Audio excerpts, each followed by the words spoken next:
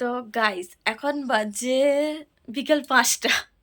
তো এখন থেকে আমি ভিডিওটা স্টার্ট করছি। আর সকাল থেকে ব্যাংকের চক্কর কাটতে কাটতে সময় শেষ। তো এখনো পর্যন্ত কত কিছু নিয়ে বসে আছো দেখতে পাচ্ছ। তার ফাঁকে গ্যাসটাও বুক করে নিচ্ছি। তো এগুলো গোছাতে বসেছি। ব্যাংকে গেছিলাম, ব্যাংকের একটা কাজ ছিল। তো সেই কাজটা মেটাতে গিয়ে ব্যাংকে আমাকে দৌড়াতে হয়েছে প্রায় 6 থেকে 7 বার বাড়ি থেকে। তার মধ্যে বাড়িতে একবার এসেছি, এসে তোমাদের দাদা ভাই আবার ব্যাংকে ফেলে রেখে এসেছে গ্যাসের বই, প্যান কার্ড ফেলে রেখে দিয়ে এসেছে। আবার সেই দৌড়ে দৌড়ে গিয়ে আবার সেগুলো নিয়ে এসে এই যে সবুজ ব্যাগটা দেখছো, এই সবুজ ব্যাগটার মধ্যে ছিল। উনি মহাপুরুষ কি করেছেন, ফেলে রেখে দিয়ে এসেছেন। অ্যাকচুয়ালি আমি একটা ফর্ম ফিল আপ করছিলাম।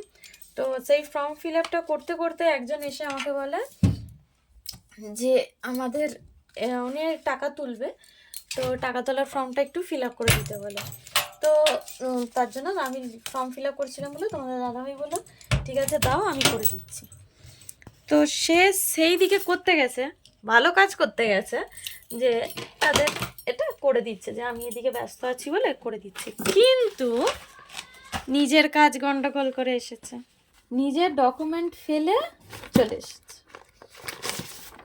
এত সুন্দর কাজ করেছে, আবার সে শুয়ে পড়েছে। তার তো মাথা যন্ত্রণা ধরে গেছে, শুয়ে পড়েছে।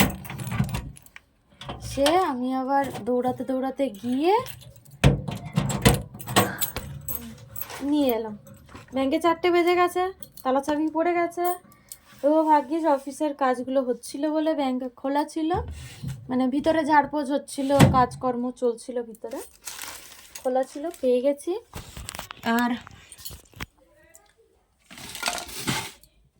সমস্ত কিছুই কাজ অগোছালো হয়ে রয়েছে। আজকে ঘরের সমস্ত কিছু কাজ অগোছালো হয়ে রয়েছে। ফোনটা এক হাতে ধরে কাজ করছি, মানা ওখানে ঘুমাচ্ছে, তোমাদের দাদাভাই শুয়েছিল, উঠে চলে গেছে। এই পাশটা সব জামা কাপড়গুলো গোছানো ছিল, ঘেঁটে ফেলেছে।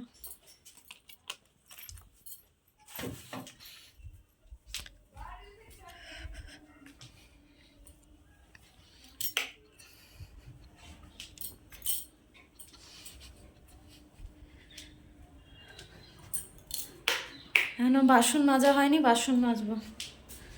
দেখো 2টো মানুষে খেয়েছি, এত বাসন পড়ে আছে। তো চলো বাসনগুলো মেজে নিই।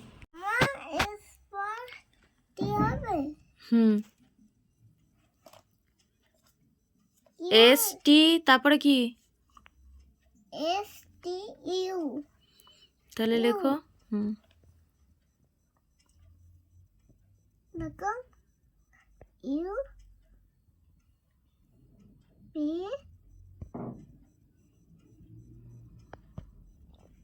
তো গাইস ফাইনালি এই কাজটা করতে বসেছি, 2 দিন ধরে করা হয়নি, সবে মাত্র এই কটা হয়েছে,